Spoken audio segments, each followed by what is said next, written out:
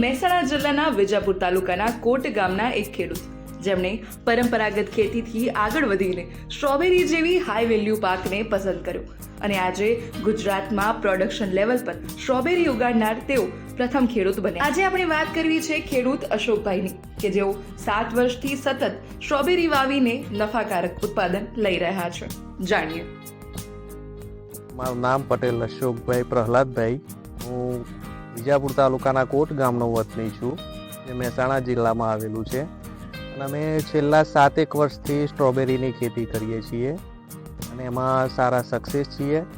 અત્યારે અમારું ટોટલ માલ કંપનીઓમાં જ જાય છે. રિલાયન્સ છે, સ્વિગી છે, એમેઝોન છે.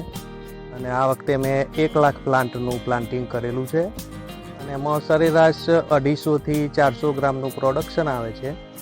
અને પેનેટ 200 ગ્રામના પેનેટ બનાવીએ છીએ અમે, જેનો 45 રૂપિયા ભાવ છે. અને પ્રીમિયમ ક્વોલિટીનું 200 રૂપિયે 500 ગ્રામ જાય છે. તો સ્ટ્રોબેરીની ખેતીમાં સારું એવું પ્રોફિટ મળી શકે છે. અમે 1 લાખ પ્લાન્ટમાં લગભગ અંદાજિત 12 લાખ રૂપિયા જેવો ખર્ચો કર્યો હતો. એની સામે અમને 1 વીઘે 2.5 થી 3 લાખ જેવું પ્રોફિટ થાય એવું છે. તો 5 વીઘામાં અમે અત્યારે સ્ટ્રોબેરી કરેલી છે. અમારા એક કઝિન બ્રધર ઓસ્ટ્રેલિયામાં છેલ્લા 15 વર્ષથી સ્ટ્રોબેરીની જ ખેતી કરે છે. તો અમને વિચાર આપ્યો કે ભાઈ ત્યાંનું ને એનું વેધર સેમ છે, તો તમે અહીંયા પણ પ્રયત્ન કરો અને આપણે સક્સેસ જઈએ એવું છે. તો અમે 7 વર્ષ પહેલાં અહીંયા સ્ટાર્ટ કર્યું અને એમાં અમને રિઝલ્ટ મળ્યું. પછી અમે એમાં અપ થતા ગયા અને ધીરે ધીરે એમાં થોડો વધારો કરતા ગયા. અહીંયા ગુજરાતના વેધર પ્રમાણે અહીંયા વિન્ટર ડાઉન વેરાયટી વધારે ચાલે છે. એ ગરમી બી સહન કરી શકે છે અને એમાં પ્રોડક્શન બી સારું આવતું હોય છે અને અર્લી વેરાયટી છે, તો બજારમાં એના ભાવ બી સારા હોય છે. અને એ સિવાય બીજી સ્વીટ સેશન વેરાયટી છે, નાબીલા છે. એના પ્લાન્ટ થોડાક મોંઘા આવતા હોય છે, 2 રૂપિયા ભાવ એનો ઊંચો હોય છે અને સેન્સિટિવ વેરાયટી છે, પણ એ સ્વીટનેસવાળી અને એના ફ્રૂટની સાઇઝ બી મોટી આવતી હોય છે. તો અમે 3 વેરાયટી લગાવી છે. એક મોરાનો છે, સ્વીટ સેશન છે અને મોટા ભાગે વિન્ટર ડાઉન છે.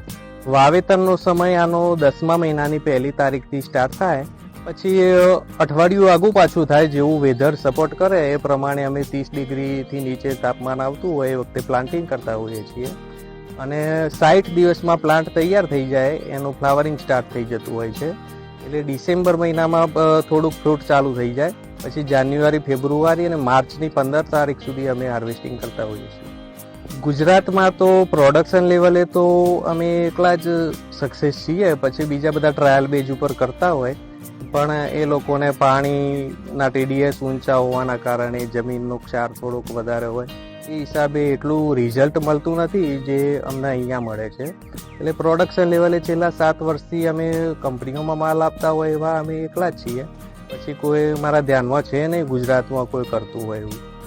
સ્ટ્રોબેરીનો ક્રોપ એ ટોટલ 6 થી 7 મહિનાનો ક્રોપ છે અને એમાં તમે ખર્ચો કરવો પડે છે, કારણ કે પ્લાન્ટ એના મોંઘા છે. મહાબળેશ્વરથી પ્લાન્ટ લાવવા પડે છે, તો એ ભાડા સાથે તમને 10 થી 12 રૂપિયામાં પ્લાન્ટ પડતો હોય છે. પણ એની સામે વળતર બી સારામાં સારું છે. જો તમને વેધર સપોર્ટ કરે અને ઠંડી સારી એવી પડી જાય એકાદ મહિનો, તો તમે 2.5-3 લાખ 4 લાખ રૂપિયા આરામથી 1 વીઘામાંથી પ્રોફિટ કમાઈ શકો છો.